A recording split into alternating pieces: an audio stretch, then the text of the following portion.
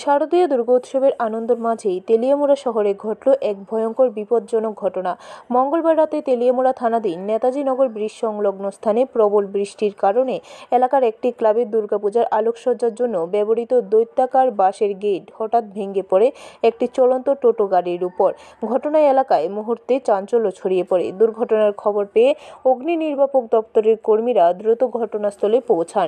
দীর্ঘ প্রতীক্ষার পর অগ্নি নির্বাপক দপ্তর ও তেলিয়ামুড়া মহকুমা প্রশাসনের দুর্যোগ মোকাবিলা দলের তৎপরতায় জাতীয় সড়কের উপর পড়ে থাকা গেটটি সরিয়ে ফেলা হয় এবং যান চলাচল স্বাভাবিক হয়। তবে এই ঘটনা নিয়ে স্থানীয় বাসিন্দারা জানান, পূজার সময় এমন দুর্ঘটনা নিরাপত্তা ব্যবস্থার ত্রুটি ও অবহেলার ইঙ্গিত দেয়।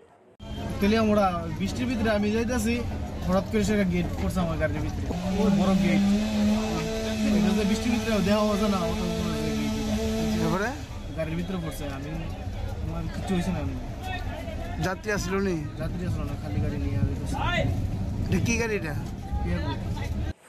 ব্যুরো রিপোর্ট, খবর ত্রিপুরা।